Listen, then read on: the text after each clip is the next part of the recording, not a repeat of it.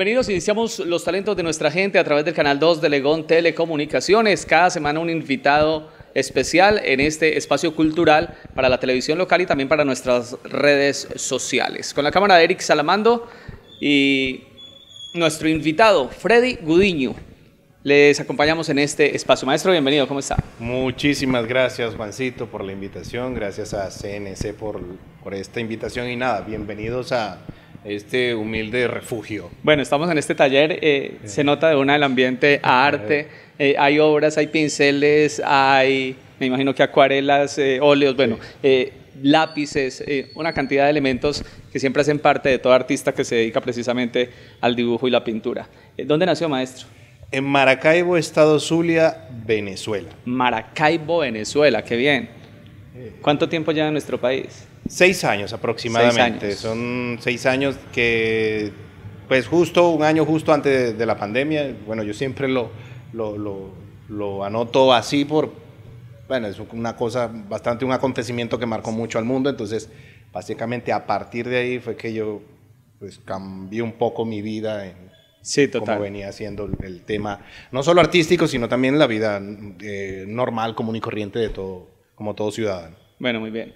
Me encanta tener un invitado de otro país. Son los talentos de nuestra gente, generalmente talentos de la ciudad de Cartago, pero también tenemos personas que han nacido en otros lugares y que ya llevan algunos años en la ciudad desarrollando su talento precisamente aquí en la Villa de Robledo. Conozcamos un poquito de su infancia, maestro, allá en Venezuela. Mi infancia en Venezuela, wow. Bueno, soy hijo único, por decir, bueno, mi madre tuvo a este retoñito. Y básicamente mi padre sí tuvo otra familia, pero bueno, yo me crié con ella, estuve con ella, junto a ella hasta casi los 40 años, cuando justo me vine a Colombia. Entonces mi infancia fue muy linda, yo no tengo quejas de mi infancia realmente, con todas las dificultades. Recuerdo que mi madre básicamente siempre me llevaba a estos eventos de canto y declamación y festivales de teatro y todo lo que tenga que ver con el ambiente cultural de los colegios ahí en Venezuela. Entonces de pronto por ahí fue que la semillita se sembró y ella de alguna manera siempre estuvo como muy al tanto de mi vida, obviamente, ¿no? Aun y cuando siempre permanecíamos de un lugar a otro, porque ella era supervisor 3 ella terminó siendo supervisor 3 de las escuelas de ahí del estado Zulia. Recuerda que Venezuela está por estados, ¿no? Entonces, lo que son los departamentos acá en Colombia. Sí, es más o menos lo mismo. Entonces, sucede que ella tenía que viajar a varias partes y ella me llevaba. Entonces, me acuerdo que yo vi mucho teatro de niño, pero el teatro escolar. Yo vi mucho, digamos, mucha declamación de poesía, muchos festivales de canto en los colegios sobre todo. Y bueno, esa semillita también soy educador, soy tutor, y esa semillita creo que se quedó ahí. Muy bien. ¿Cómo es Maracaibo, maestro? Ay, se parece mucho a Cartago, la verdad, porque tiene un sol inclemente. ¿Es en el valle, al interior del país? ¿Es en la costa? Es cerca de la costa. Maracaibo está, él tiene como un globito en el mapa, ¿no? El famoso Golfo de Maracaibo. Sí, debajo del Golfo hay como un globito que es una bolsita. Se dibuja una bolsita ahí porque ese es el lago de Maracaibo. Lago de Maracaibo. El lago de Maracaibo, ahí fue donde abordaron los españoles muchas veces, los alemanes, los italianos, la gente que emigró de otros países de Europa a Venezuela. Por ahí entraba todo lo que era la cultura europea. Porque Caracas, que ahora es la capital, Caracas no tenía un puerto como tal y Maracaibo como tal era puerto de Venezuela. Ya. Sí, Maracaibo es así como muy calurosa, la gente es muy ducha, ha sido a hacer cosas, es muy dicharachera, se le dice allá el término, muy, digamos, expresiva al momento de hablar. Espontánea. Muy espontánea y bueno, así como toda tierra caribeña, es muy receptiva y calurosa y amena. Muy bien. De esa etapa de la niñez que dice usted que viajaban su madre Ajá. y usted a diferentes estados, ¿en qué otras poblaciones de pronto vivió o simplemente eran viajes de ir y regresar?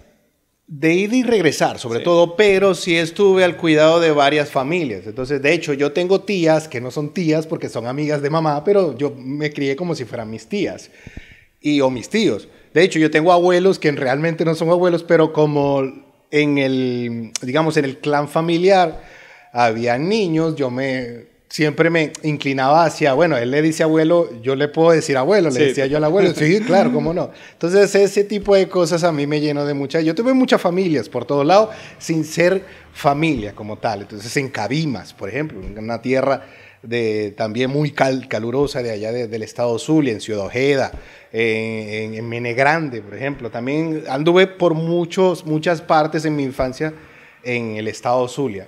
Sí, visité mucho porque mi padre es oriental. Oriental quiere decir que es de la zona oriental de Venezuela, hacia Margarita, hacia Guyana. Por allá por los límites con Guyana. No tanto por Guyana, sino más a la costa venezolana, pero hacia el oriente.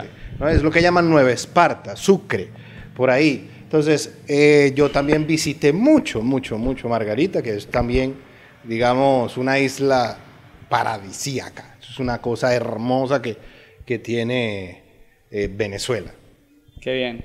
Venezuela, yo recuerdo cuando era niño, muchos colombianos emigraban hacia Venezuela. Sí.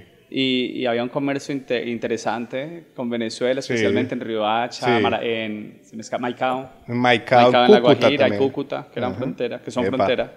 Y muchos colombianos iban a buscar oportunidades a Venezuela. Sí, había. Desafortunadamente, la historia cambió con los gobiernos que llegaron allí y que, bueno, todavía permanecen.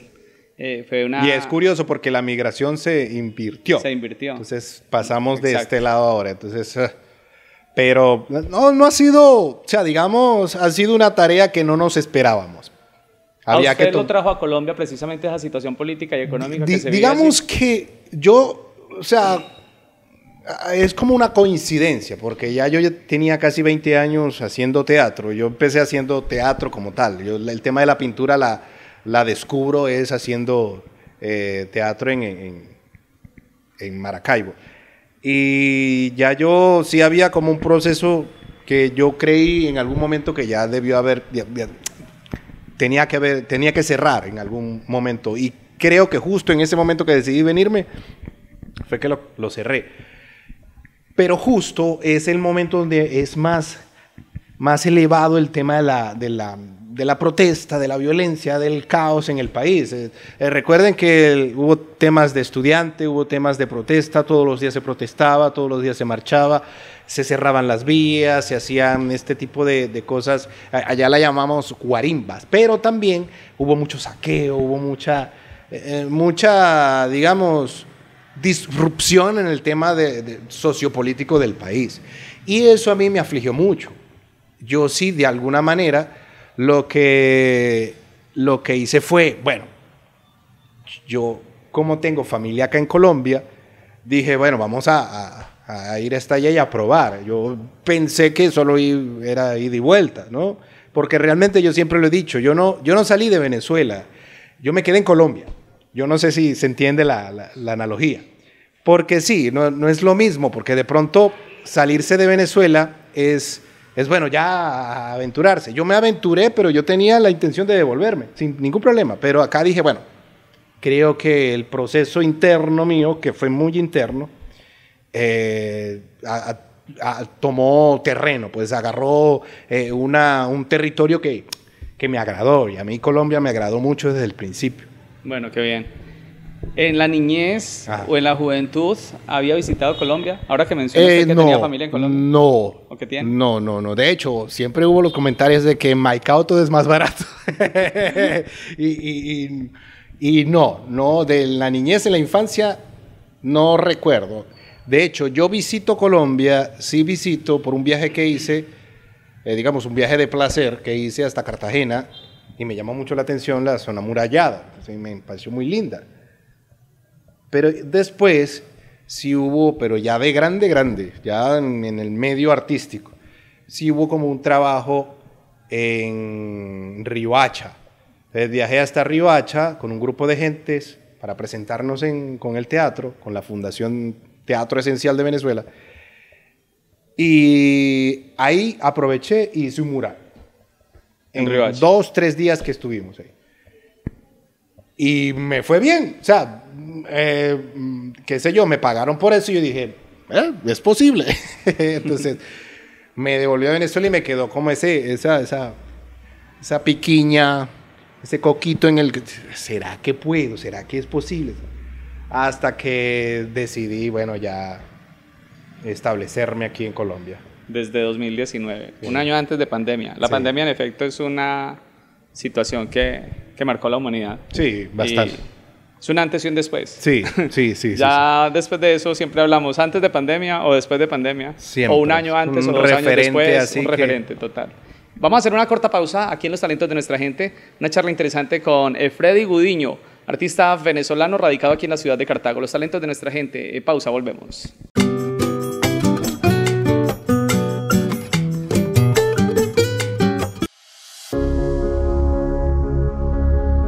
Amar a Cartago es muy fácil, porque aquí nacen los sueños y se cultivan las tradiciones. Es hablar bien de una ciudad que respira cultura, historia y calidez humana. Es sentir orgullo por nuestras calles llenas de talento, por nuestra gente trabajadora y por el arte que vibra en cada rincón. Hablemos bien de Cartago, porque cuando creemos en lo nuestro, crece el futuro. Porque cuando defendemos lo que somos, también construimos lo que seremos. Cartago es nuestra casa, y como toda casa, se cuida, se honra y se ama. Hablemos bien de Cartago.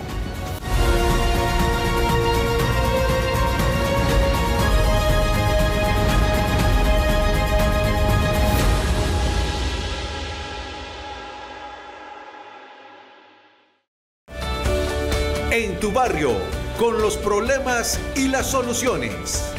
El arte y la cultura norte vallecaucana. Los deportes y la recreación. Apoyo a la comunidad con obras sociales. Opinión y debate. CNC Cartago, al lado de nuestra gente.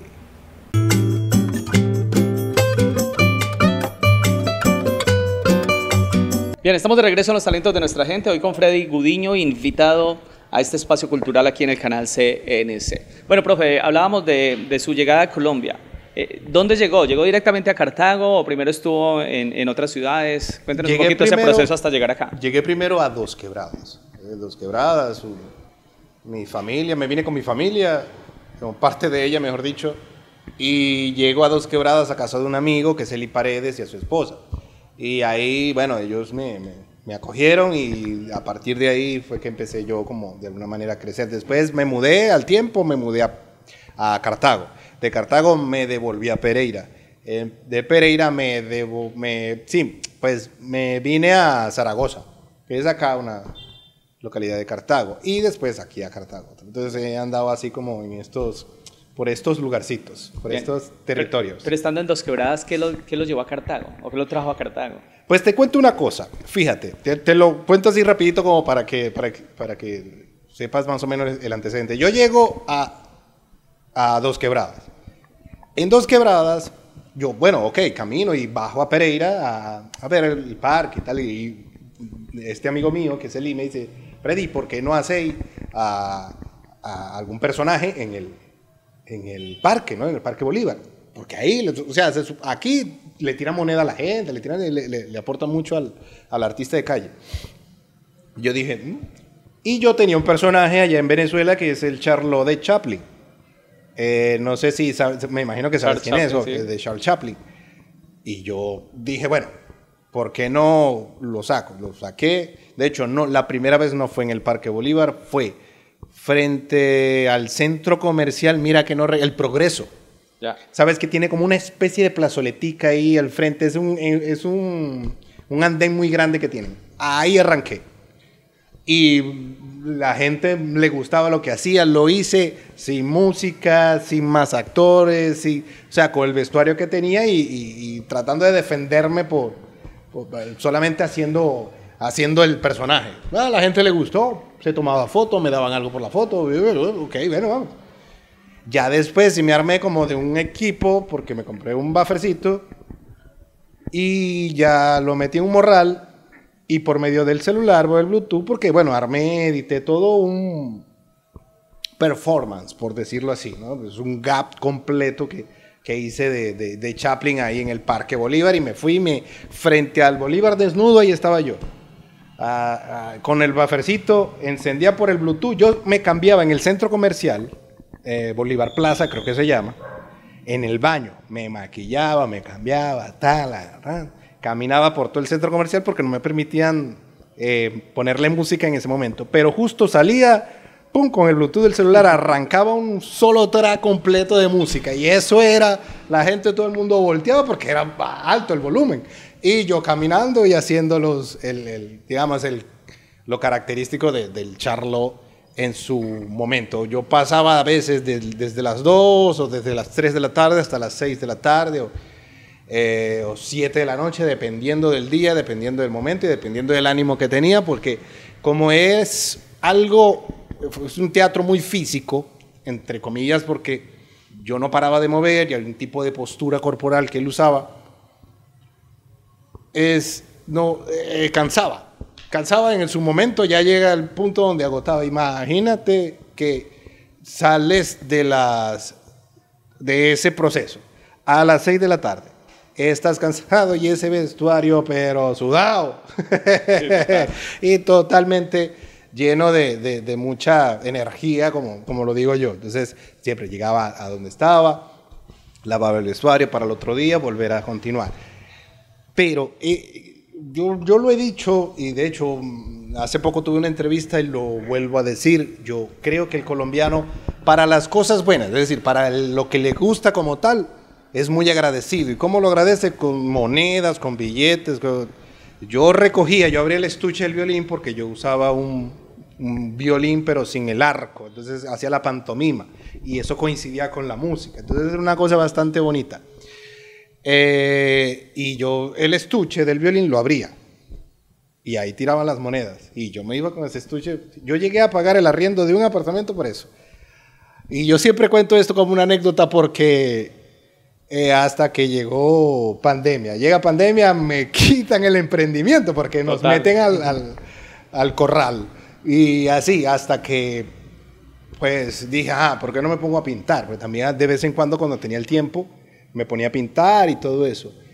Sucede que hay un muchacho acá de la asociación que se llama Eric Falla, por culpa de él me ve haciendo a Chaplin de hecho fue en el Parque Victoria cuando lo hacía. Y él le comenta porque Eric es de la asociación y él es de aquí, de Cartago.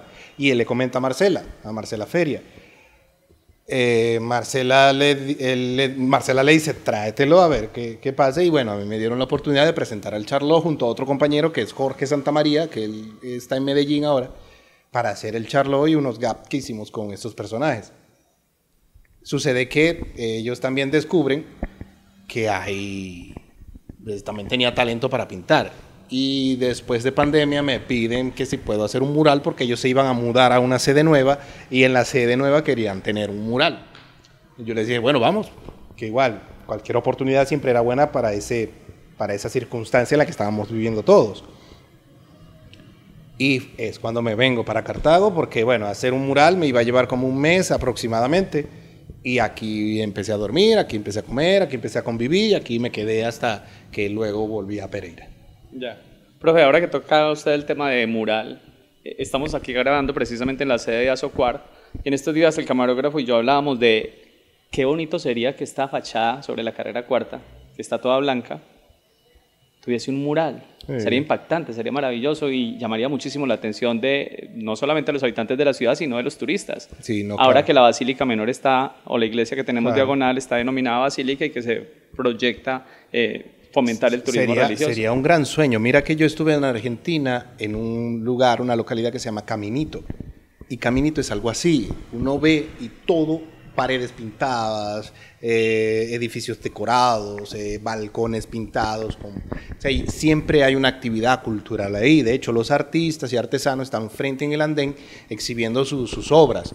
Y a mí me recuerda mucho ver a Cartago el tema de qué posibilidades pueden haber, porque esto mantiene este estilo muy clásico de la época de la conquista y todo el cuento, cuando la colonia.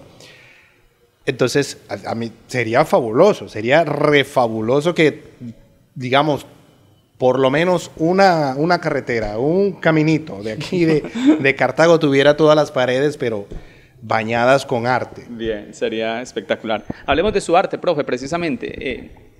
No es un paisajismo, no es simplemente retratos, tampoco es un arte totalmente abstracto. Es una mixtura, lo considero yo en medio de mi ignorancia, pero es un arte bastante interesante, como una especie de metáforas, no sé. Háblenos un poco de su arte. Pues, entre otras cosas, cuando yo hacía teatro, por la dirección de arte, porque me dediqué mucho a eso, me gustaba mucho el tema de lo que se ve, de lo visual.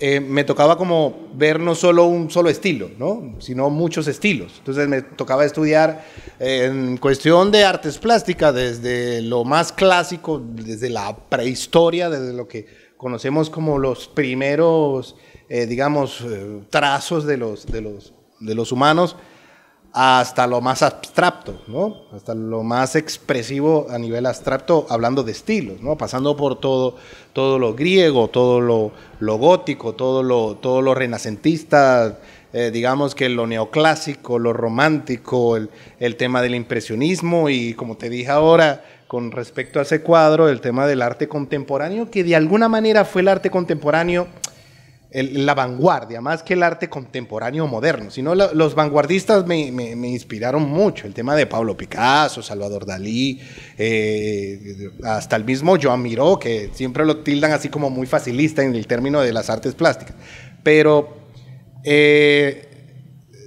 mantuve como esta tradición también clásica, porque siempre estaba mirando imágenes, todo el tiempo estaba viendo imágenes, me gustaba mucho. ¿Qué pasa al momento de ya abordar como de manera muy seria? Porque te confieso que seriamente como pintura la asumí aquí en Colombia. Allá sí pintaba, de hecho, hice varios murales también, pero me dediqué mucho al teatro, entonces toda la energía siempre la inclinaba hacia ese aspecto. Pero aquí fue más, prácticamente me encerré por un año y dije, bueno, voy a hacer, por eso ves estas producciones. Voy a hacer obra y voy a tratar de ver qué sucede, qué expreso, porque no me gusta estudiar la obra antes de hacerla. Me parece a mí me parece que es muy raro, pues, es random, iba a decir. A mí lo que sí me gusta es hacer algo y estudiar a partir de ese algo. Ahora, que si hago bocetos antes de estudiar, de hacer algún proyecto grande, sí, eso facilita muchas cosas. Pero no me gusta filosofar me gusta filosofar. O en el momento, aun y cuando tampoco lo hago mucho, es ya después de decir, mira, ¿qué? Por eso te dije que, por ejemplo, ese cuadro es muy al estilo vanguardista, porque en la vanguardia se usó mucho el tema del surrealismo, mucho el tema de lo geométrico, mucho el tema del cubismo, pero mantiene una proporción clásica, que es la pirámide, ¿sí ves que es piramidal? Entonces eso es muy magnético. Entonces a mí me gusta lo magnético, a mí me gusta que llame la atención, a mí me gusta verme, como dice. La pincelada es muy expresiva, la forma es muy expresiva, me gusta proporcionalizar el elemento de manera tal que quede agradable al ojo. Cuando el ojo ve algo agradable, se queda. Entonces básicamente eso es como, de alguna manera, la vía que siempre tomé a nivel de forma de las obras. Interesante. ¿Es acuarela, es óleo? ¿Qué técnica? Eso es acrílico. Acrílico. Eso es acrílico sobre tela. Sí he usado óleo, en Venezuela usé mucho el óleo, aquí usé más el acrílico y al principio sí era por costo, porque aquí sí realmente el material es costoso, sobre todo el óleo, pero ya después le dije, bueno, al acrílico se le puede sacar como el jugo, uno le puede explotar, entre otras cosas, al elemento algo más que no se haya de alguna manera determinado. Entonces llegar al punto de que se pueda ver como óleo, como, bueno, ¿qué es esto? ¿Es acrílico? ¿Es óleo? ¿Es vinilo? ¿Qué es? Entonces esa es la idea. Tomando en cuenta que esa misma obra, por ejemplo, tiene algunos fragmentos de hojas y bocetos que yo dibujé. Entonces lo que hice fue cortar y pegar. Entonces es un collage también que hay ahí en el... Un collage. Profe, pero usted también, además de la pintura del acrílico, del óleo, también dibuja a lápiz. Sí, a mí el tema del dibujo siempre desde chiquito, y que mi mamá lo diga, pero desde chiquito agarraba, llegó un punto donde sí, en mi adolescencia hice una pausa bastante larga, y ya cuando empecé a hacer teatro, que fue como a los 20 años, retomaba ciertas, digamos, ejercicios. De pronto estuve en un tallercito, no duré mucho tiempo, y como tenía que diseñar, tenía que hacer máscaras, tenía que hacer bocetos para vestuario, tenía que hacer bocetos para escenografía y tal, me gustaba mucho el estar rayando. Y recuerdo que, por ejemplo, en Venezuela empezó a irse mucho la luz, o sea, la energía eléctrica. Sí. Y yo recuerdo que en una de esas dibujadas o bocetadas, como dice uno, se fue la luz, y yo con aquel ímpetu, agarré el celular, sabes que tiene una linterna, me puse el celular aquí y me lo amarré ahí, y es muy gracioso. Y yo decía, yo estoy muy, aquí le dicen rayado, yo estoy loquito, decía. Pero ese tipo de cosas a mí me apasionaba mucho, porque uno decía, me gusta esto, me gusta estar trazando y trazando y trazando, porque algo descubre uno. Ya después uno estudia ciertos temas psicológicos, ciertos temas un poco más, digamos, de pronto va a sonar un poco profundo, pero de la energía del ser humano. Y uno entiende que básicamente no solo el dibujo, por el dibujo uno empieza, pero hasta una línea que uno trace, la manera en cómo esté la línea trazada, habla mucho de la persona, ¿no? No es lo mismo una línea, digamos, continua, clara y directa, que denota mucha seguridad, a una línea un poco más como quebrada. ¿Por qué? Porque denota más inseguridad y algo, o menos facilidad al momento de tomar algún tipo de decisión. Ese tipo de cosas a mí me llamó mucho la atención. Imagínese eso, imagínese también el tema de la pintura, imagínese el tema de pues, en todo caso, de lo que se vaya a producir como obra de arte. Bien, profe, yo soy un artista frustrado. Desde niño me gustaba dibujar, bueno, pero en mi familia nunca me orientaron, nunca hubo un adulto que me apoyara. Claro.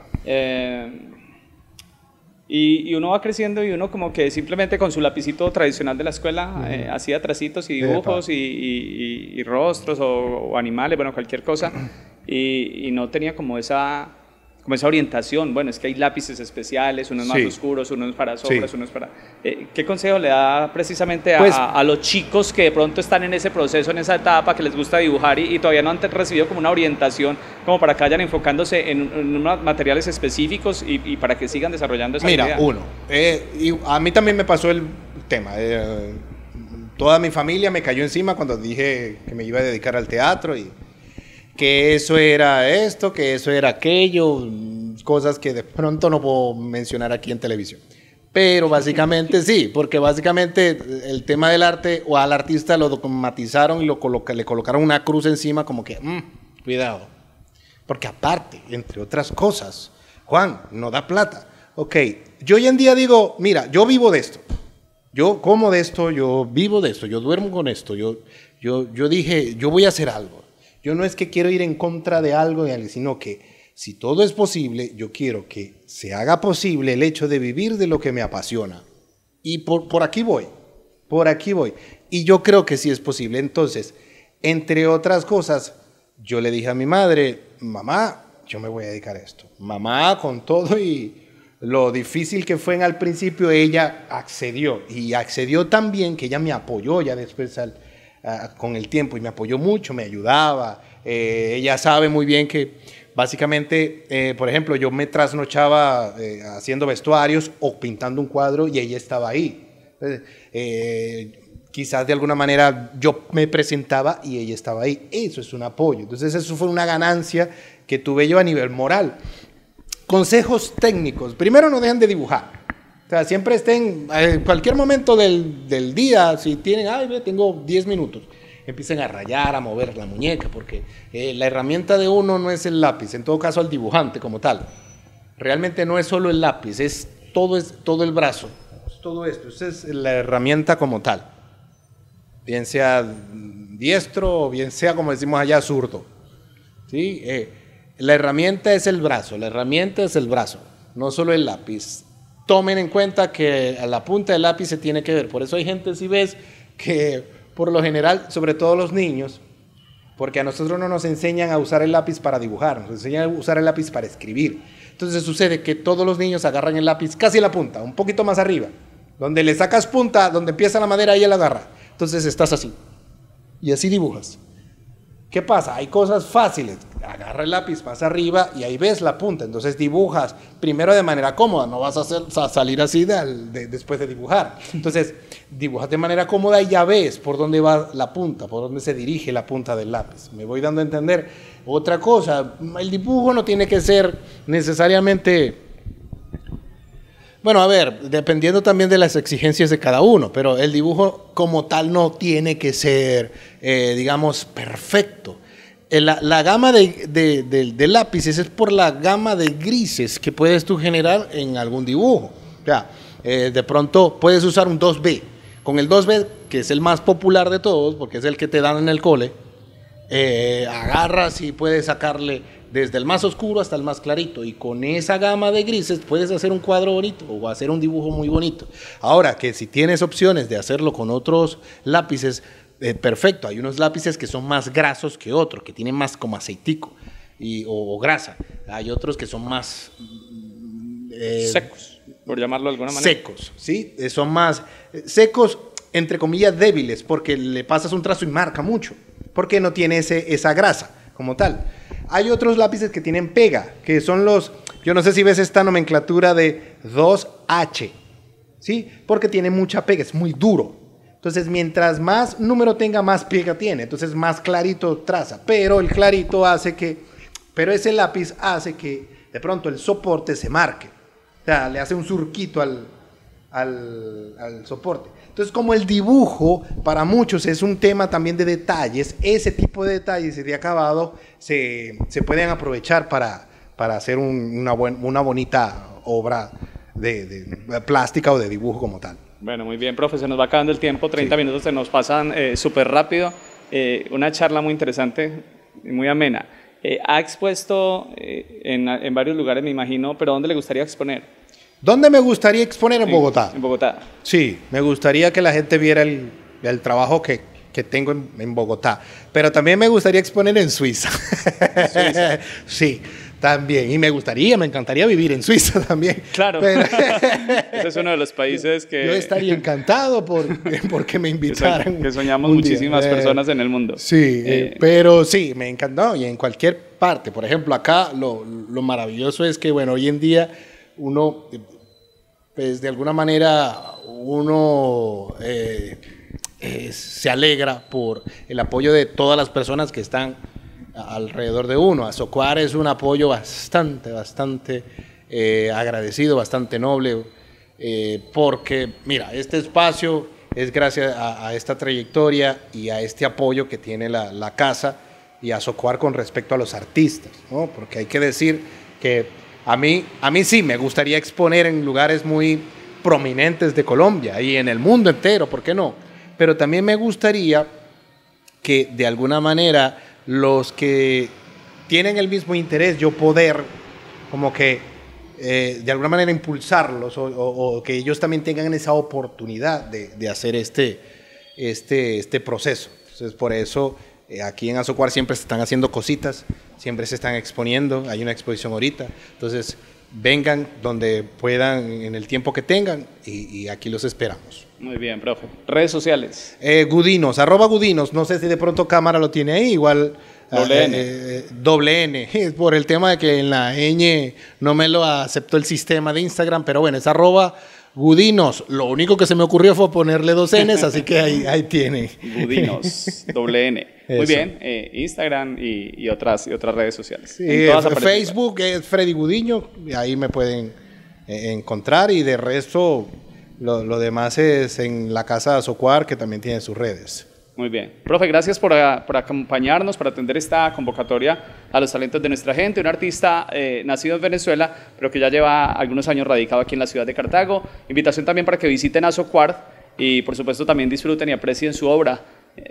Ya estaremos en contacto, profe, cuando tenga alguna exposición en otro espacio diferente a este. Con muchísimo gusto, el canal CNC, cámaras gracias. Y micrófonos disponibles para visibilizar todas esas actividades culturales. Gracias. Muy bien. Soy Juan Fernando Castañeda, un abrazo para todos, nos vemos en una próxima oportunidad.